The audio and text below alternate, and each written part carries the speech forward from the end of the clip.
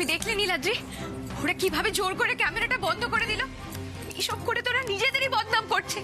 এরকম কেউ করে নাকি? মাথা ঠান্ডা কর পিরকি, শান্ত হ।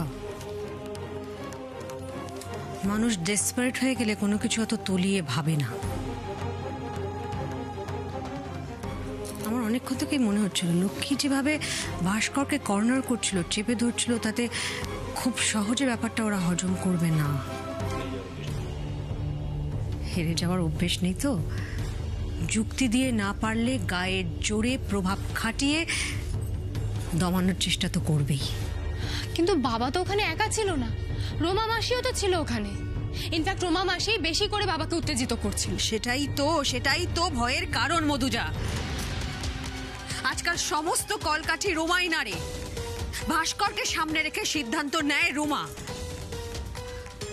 আর রোমাকে আমি এক বর্ণ বিশ্বাস করি না। তার মানে ঝামেলাটা বড় সড়ো করে করবে বলে ক্যামেরাটা বন্ধ করে দেওয়া হলো। হতেই পারে, অবাক হব না। একটা কাজ কর, তোরা এখানে থাকিস না, তাড়াতাড়ি বাড়ি চলে যা। আরো বড় কিছু হওয়ার আগে আটকা ওদের। যা যা যা। চল ফিরকি।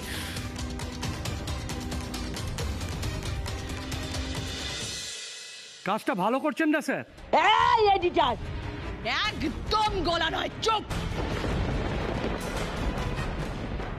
এতক্ষণ ধরে যে কাজটা আপনারা করছিলেন সেটা কি খুব ভালো কাজ করছিলেন? হ্যাঁ, নিজামুদ্দিনের কাছ থেকে টাকা খেয়ে আমাদের বদনাম করতে আসা?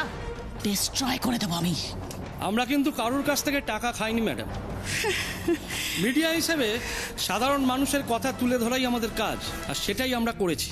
কিন্তু আজ আপনারা যা করলেন তা তো ক্ষমারও অযোগ্য। কি? মিডিয়ার গায়ে হাত দিয়ে জীবনের একটা বড় ভুল করে ফেললেন আপনারা। ভুলে যাবেন না, মিডিয়া যেমন সরকার তৈরি করতে পারে, ঠিক তেমনি সরকার উল্টে দিতেও পারে।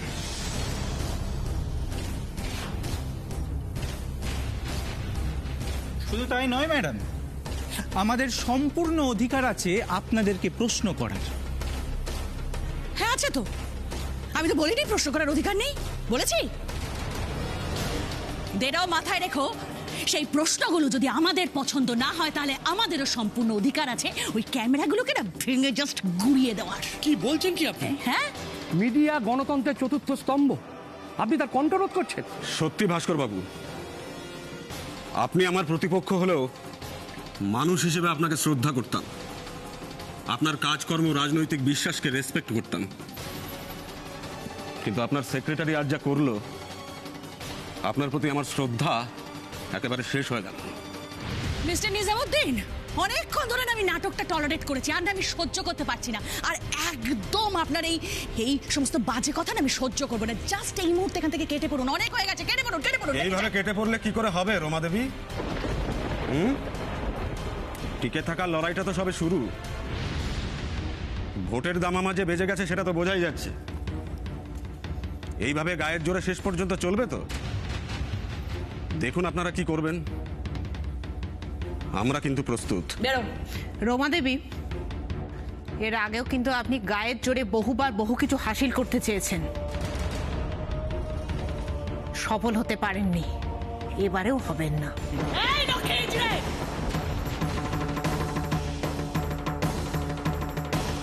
একদম গলা নয়, বেঈমানদের মুখে গলা মানায় না। বেঈমানদের না নরকে ঠাই হয়। কি ভেবেছো নিজের মেয়েকে এই বাড়িতে বিয়ে দিয়েছো বলে তুমি বিশাল জাতে উঠে গেছো? হাই ক্লাস জাতে ওঠা না তোমাদের মতো হিজড়েদের জন্য অত সহজ কাজ নয়। ভাস্করদার নাম ভাঙিয়ে তো নিজের মুখটাকে চিনিয়েছো। লজ্জা করে না? সেই ভাস্করদার সাথে বেঈমানি করে নিজামুদ্দিনের দল ভিড়েছো।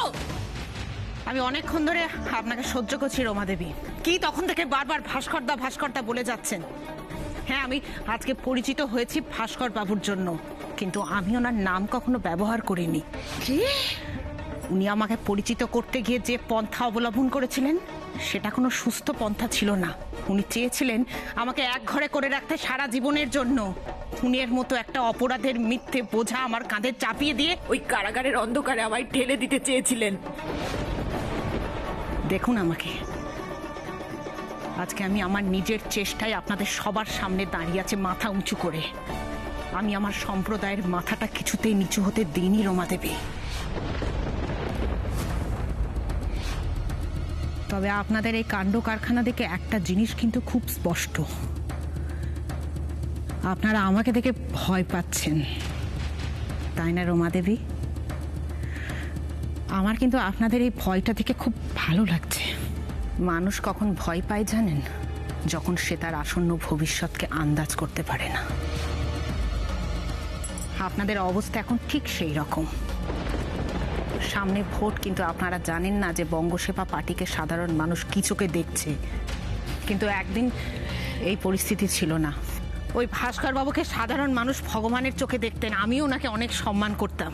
কিন্তু যে মানুষটা ভাইয়ের সমস্ত কুকীর্তি জানার পরেও তাকে বাঁচানোর জন্য একজন নিরপরাধ মানুষকে কারাগারের অন্ধকারে ঠেলে দিতে পারেন,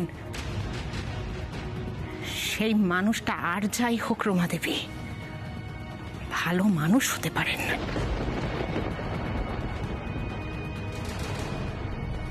রমা দেবী শুধু বড় লোক নয়, ভালো মানুষ হতে শিখুন।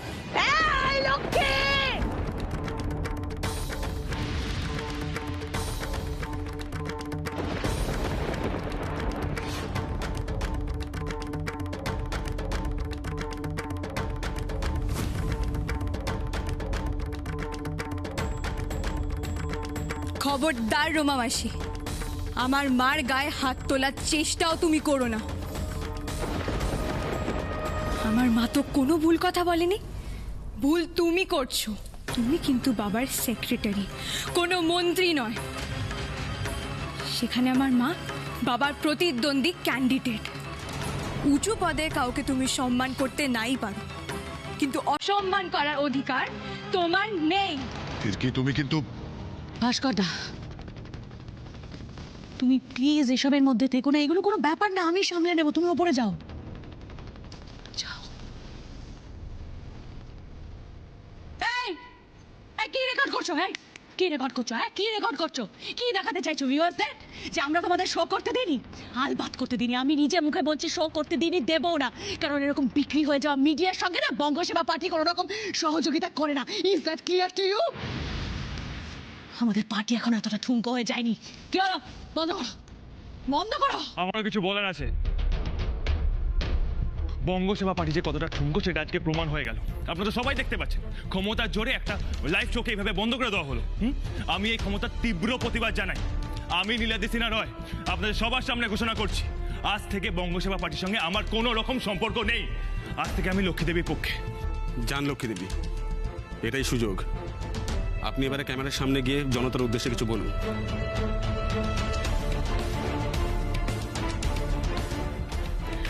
দেখুন, আপনারা এতক্ষণ যা দেখলেন তার জন্য আমি ক্ষমা প্রার্থী।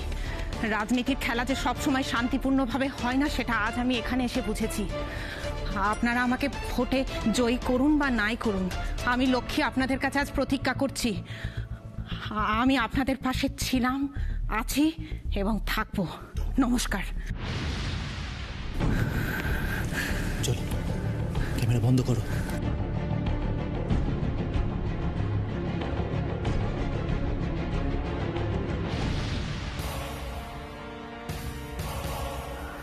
একটা হিজড়ে, কি সাহস যে অতিবার বাড়লে ঝড়ে পড়তে হয়। আপনি একদম ঠিক কথা বলেছেন রমা দেবী, তবে নির্ভর করছে ঝড়টা কোন দিক থেকে আসছে তার উপর। এখানে আসার আগে আমি আমার মেয়ের ফিরকিকে বলছিলাম, আমি একজন অশিক্ষিত মানুষ, এত বড় একটা দায়িত্ব আমি কি পারবো? কিন্তু আপনাদের এই কাণ্ড কারখানা দেখে আমি 100% নিশ্চিত যে আমি একদম ঠিক সিদ্ধান্ত নিয়েছি। মাথাটা ঠান্ডা করে একটু অপেক্ষা করুন রমা দেবী, দেখতে থাকুন এই লক্ষ্মী কিভাবে আপনাদের ঔদ্ধত্যকে মাটিতে গুঁড়িয়ে দেয়।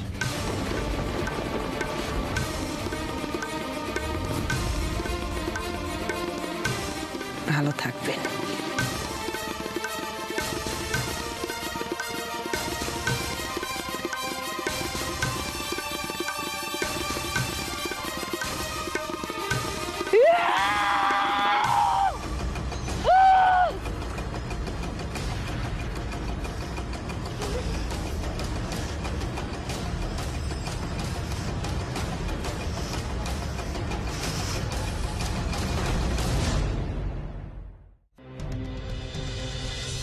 থেকে কি হয়ে গেল বলো দেখি। তবে একটা বিষয় ভালো হয়েছে, ভিড়কিরা পৌঁছে গেছে, ওরা পরিস্থিতি সামলে নেবে, চিন্তা করিস না। ও দিদি, আমার যে বড় ভয় করছে গো। এই টিভির চ্যানেলের আসরে যদি লক্ষ্মীকে এত হেনস্থা হতে হয়, এরপর ভোটে দাঁড়ালে তো আরো বড় বিপদ আসবে ওর। কিচ্ছু হবে না, কিচ্ছু হবে না ওর, দেখো ভয় পেও না, লক্ষ্মীর কিচ্ছু হবে না, ও একদম ঠিক থাকবে। এরা দূর থেকে গর্জন করবে, কিন্তু কাছে এসে দাঁত নুখ বসানোর সাহস এদের কারো হবে না, কারণ এরা সবাই খুব ভালো করে জানে যে লক্ষ্মীর যদি এখন কোনো ক্ষতি হয় তাহলে সমস্ত সিম্প্যাথি এদের ওপর থেকে সরে লক্ষ্মীর ওপরে গিয়ে পড়বে, আর সেই রিস্কটা এই মুহূর্তে এরা নেবে না। আচ্ছা মা, এবার আমাদেরও ও বাড়িতে ফেরা উচিত। হ্যাঁ সেই তো, ফিরবো, চলো। রানী, কোনো রকম চিন্তা করো না, মনে বল রাখো, সাহস রাখো, সব ঠিক হবে, লক্ষ্মীর কোনো ক্ষতি হবে না। আর যদি কোনো সমস্যা হয় আমি তো আছি, একটা ফোন খবর দিও আমায়। এলাম, হ্যাঁ সাবধানে। হ্যাঁ, তোমরা সাবধানে থেকো। আসি আসি। হ্যাঁ মা, এসো। লক্ষ্মী রে, ওখানে দেখলাম সবাই জোর করে সব বন্ধ করে দিল, তুই ঠিক আছিস তো? আমি একদম ঠিক আছি, কিন্তু আমার ভয় করছে ফিরকিদের নিয়ে। জানিস, নীলাদ্রি বাবা সবার সামনে ওর বাবার বিরুদ্ধে কথা বলেছে। এর পরিণামটা যে কি হবে ভেবে আমার গাটা শিউরে উঠছে। আপনি আপনি যে পথ চলতে শুরু করেছেন লক্ষ্মী দেবী, এখন সেখান থেকে পিছিয়ে আসা মানে এটা প্রমাণ করা যে আপনাদের মতো মানুষ দ্বারা কিচ্ছু হবে না। আপনি ভয়ে রণে ভঙ্গ দিচ্ছেন।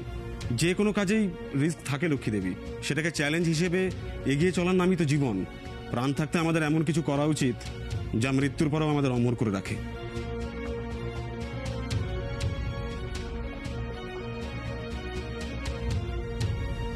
হ্যাঁ নিজামুদ্দিন বাবু, আপনার কথা শুনে আমি ভরসা পাচ্ছি। আরে আমি তো আছি ভরসা দেওয়ার জন্য, আর শুধু ভরসা রাখবার জন্য আমি কেন, আপনার জামাইকে দেখে আমি তো মুগ্ধ। যেভাবে উনি ওর বাবার বিরুদ্ধে গিয়ে আপনার পাশে এসে দাঁড়ালেন, আপনি তো লাকি। সত্যি দাদা, আমার নীলাদ্রি বাবার কোনো তুলনা হয় না। আপনারও তো উচিত ওদের সম্মানটুকু বজায় রাখা। আপনি যদি ভয় পেয়ে পিছিয়ে যান লক্ষ্মী দেবী, তাহলে তারা কোথায় যাবে বলুন তো? না না দাদা, আমি আর ভয় পাচ্ছি না। এবার থেকে আমি যেমন আমার প্রিয়জনদের আগলাবো, ঠিক সেই রকম ভাবে তাদের জন্য লড়াইও করব। আপনি দেখবেন আমি পারবো দাদা, আমাকে পারতেই হবে।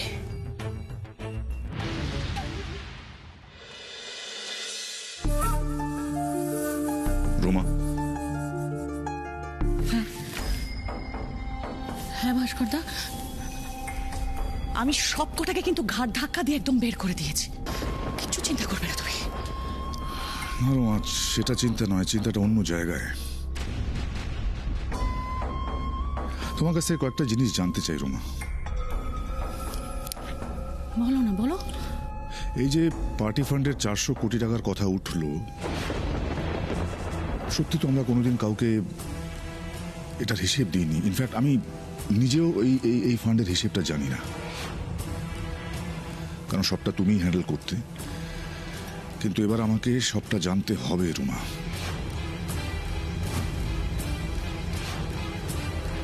জানতে হবে কোন কোন খাতে কত টাকা খরচ হয়েছে। আজকে পঙ্কজ এই প্রশ্নটা করে আমাকে একেবারে চুপ করিয়ে দিয়েছিল। দেখো, সত্যি তো এই পার্টি ফান্ডের টাকাটা কোথায় কতটা খরচ হচ্ছে আমি কোনোদিন এ নিয়ে মাথায় ঘামাইনি, কিন্তু লোকে যদি এভাবে আমাকে প্রশ্ন করতে থাকে আর আমি উত্তর না দিতে পারি, তাহলে তো না রোমা, এবার আমাকে সবটা জানতে হবে, সবটা বুঝে নিতে হবে। সর্বনাশ, এই তো ঘুরে ফিরে সবটা আমার দিকে আসছে দেখছি। এখন 400 কোটি টাকার হিসেব আমি কোথা থেকে দেব? ওই টাকার হিসেবে তো পুরোটাই জল মেশানো। ভাস্করদা কিছু বুঝে যাবে না তো? কি ভাবছো রোমা? কিছু না ভাস্করদা, আমি এক্ষুনি হিসেবটা নিয়ে আসছি। বড় খোকা, ও বড় খোকা, ও বড় খোকা, বড় খোকা, তোর উপরে নাকি ওই হিজড়েগুলো খুব অত্যাচার করেছে। আরে আরে তোর কোথাও লাগেনি তো? ও বড় খোকা, চুপ করে আছিস কেন? আমার তো বড় চিন্তা হচ্ছে, কিছু বল। কথা বলবে কি করে ঠাম্মি? তোমার বড় খোকার যে আজ সব কথা বন্ধ হয়ে গেছে। আর কে করেছে জানো? যাকে এতদিন ধরে তোমরা হিজড়ে গরিব বলে অপমান করতে, সেই মানুষটা। এই সুযোগে নীলাদ্রির সঙ্গে ভাস্করদার একটা ঝামেলা বাঁধিয়ে দিতে হবে, ব্যাস। তাহলেই আপাতত হিসেব দেখানো থেকে আমি মুক্তি পাবো। ছি ছি ছি ছি ছি, নীলাদ্রি, আমি ভাবতে পারছি না। হ্যাঁ, নিজের বাবার সাথে কেউ এইভাবে শত্রুতা করে? তুমি বঙ্গসেবা পার্টি রিজাইন করে কোনো ধারণা নেই যে তুমি তোমার বাবাকে কতটা অপমান করেছো। সত্যি এর কোনো ক্ষমা হয় না নীলাদ্রি।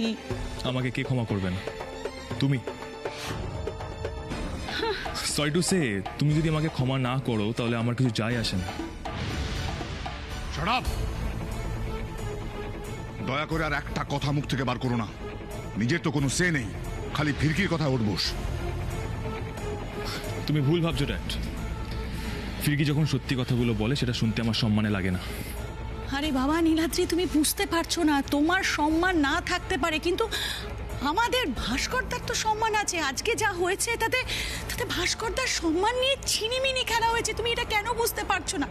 আর যারা এটা করেছে তাদের জন্য ভাস্করদাকে, আমাদেরকে, এই বঙ্গসেবা পার্টিকে কত বড় মাসুল দিতে হবে তার কোনো আইডিয়া তোমার আছে? নেই, আইডিয়া নেই রোমা, কোনো আইডিয়া নেই।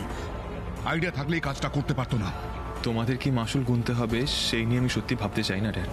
কারণ আমি তোমাকে আগেও বলেছি, আবারও বলছি, আমি তোমাকে মানুষ হিসাবে, বাবা হিসাবে ভালোবাসি।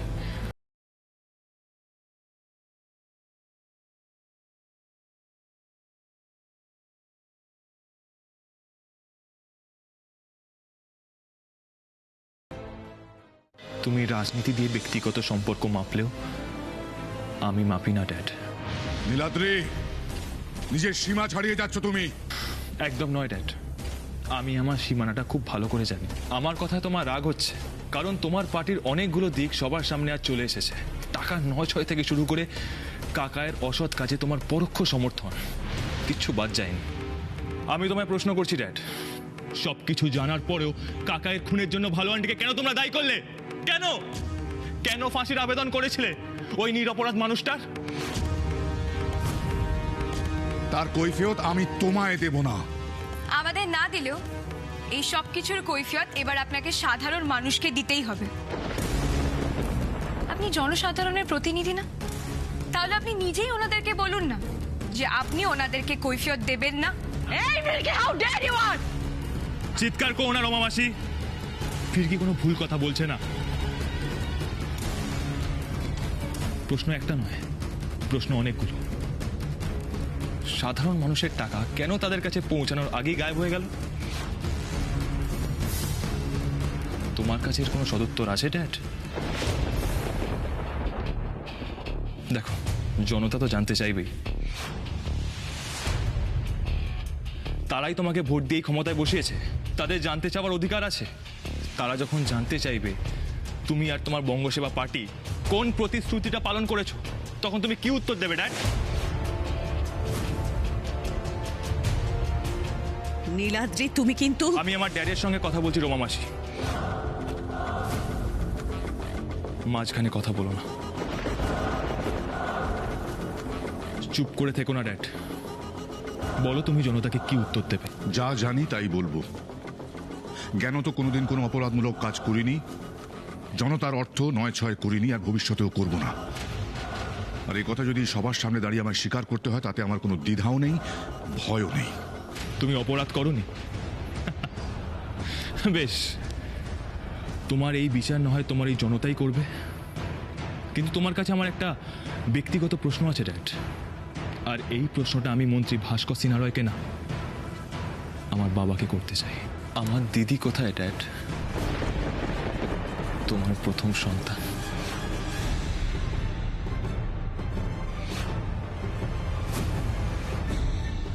মন্ত্রী হিসেবে নয়, আজ বাবা হিসেবে তোমাকে এর কৈফিয়ত আমাকে দিতেই হবে ড্যাড।